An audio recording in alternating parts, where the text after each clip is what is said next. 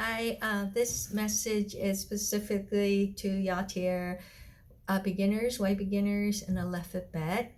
I wanted to share something that's been in my heart, and I found myself kind of not wanting to voice it because I feel like the nature of my topic is family's tradition, and it's something that it's a generational tradition that you want to keep. So I found myself like, I don't want to share, I don't want to share, I don't want to offend anybody.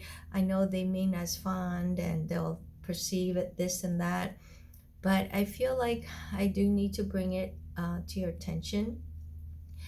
um, I see this again and again where our young champion warriors will come to me and with incredible innocent and pure faith, and they come to me and say, Coach Katharina, I got $1 from a tooth fairy, and I'm so excited, and when I lose this one I'm gonna get another $1. I'm so excited.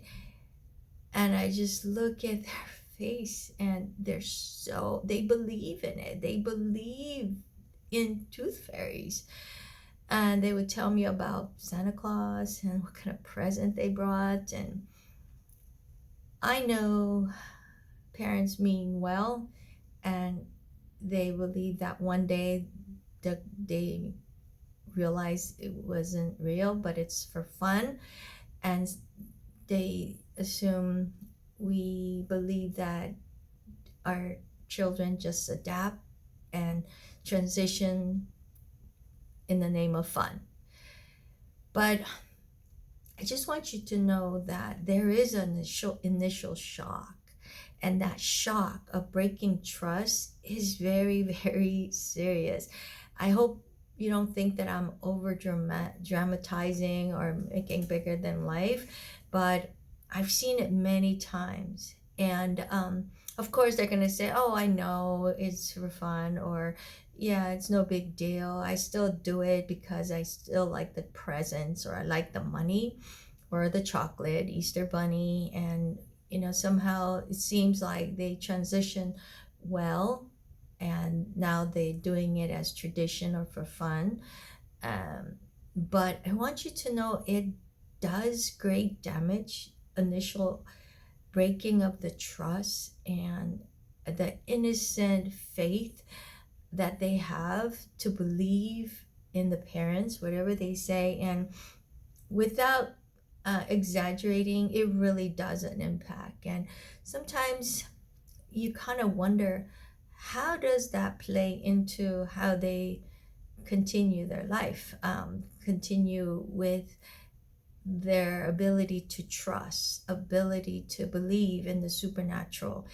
And how does that equate to their perspective of who Jesus is? Because when they're little, Santa Claus, Jesus, Easter Bunny, Tooth Fairy, none of them they see, but they believe. And we somehow wish that, Jesus is different. Santa Claus is fake. Easter Bunny and Tooth Fairy, those are all pretend. But Jesus was real. And we somehow pray and think and assume that that transition was transitioned properly, that our children know everything else was fairy tale and everything else was a pretend, except Jesus, of course. But I'm afraid that it doesn't necessarily transition, whether cognitively maybe they might, but there is a subconscious damage that gets done in the heart, the innocent faith. It does affect. And I heard this saying, I don't think I'm not saying it correctly, but it goes something like, it's easy to deceive somebody than to try to convince them that they've been deceived. And I hope I'm saying it right, but I realize that's so true. Uh, People, the shock and the pain and the disappointment and how it shakes their world of what they thought was reality. In this case, Santa Claus, Tooth Fairy, Easter Bunny, or any other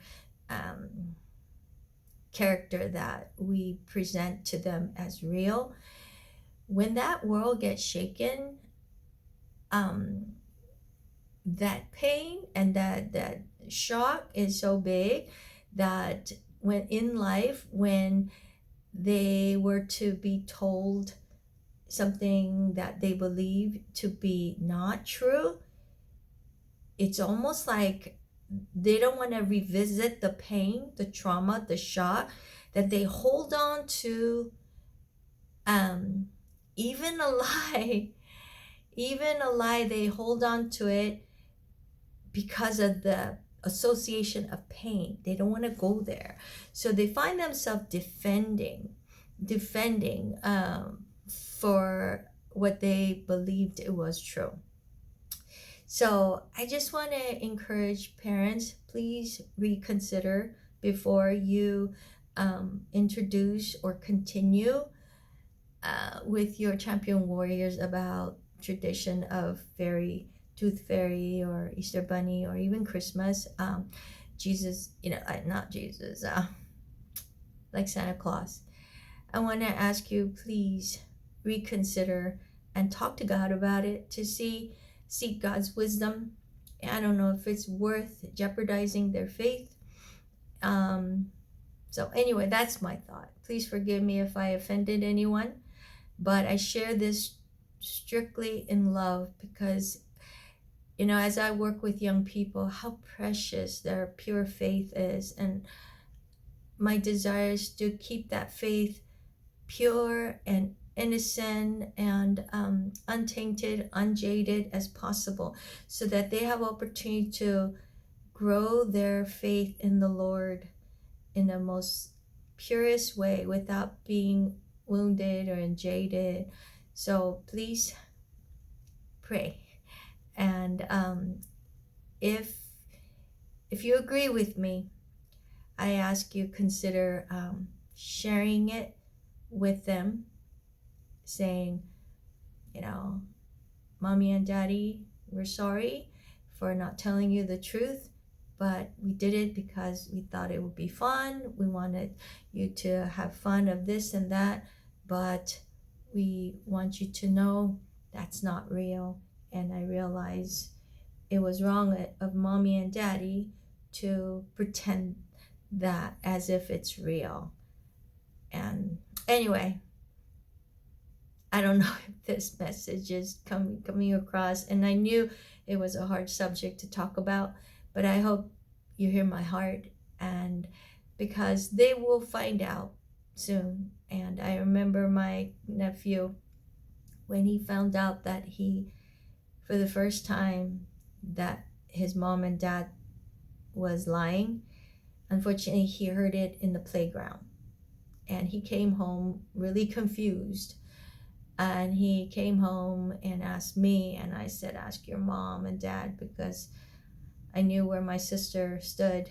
And when my sister came home, he ran to my sister and said, Mommy, is Santa Claus real?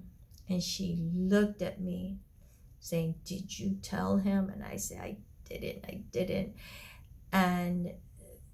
And my nephew realized he'd been lied to. And I remember this look that came on his face. It just wasn't worth it. It was so sad to see my little nephew. This anger came upon him and says, I hate you. You lied to me.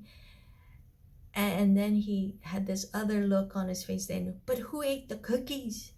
Who ate the cookies? And he was in the state of confusion. And of course, he felt foolish. So he goes, I knew it wasn't real. I knew it. I knew it all along, because nobody liked to feel like they've been had. So he had to take another posture and saying, oh, I knew it. But you could tell the confusion look on his face, and he was so angry.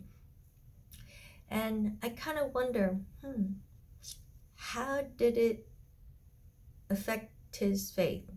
I'm not saying in any way as if that alone jeopardized his faith, but he's 30 now and he's not walking well with the Lord. And like I said, I'm not saying that Santa Claus made his faith, like he's not believing in Jesus because of that, but you kind of wonder.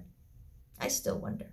I'm still praying for him that his salvation becomes more solidified and that he could walk in the ways of God. But yeah, God bless you. Please forgive me if I offended you.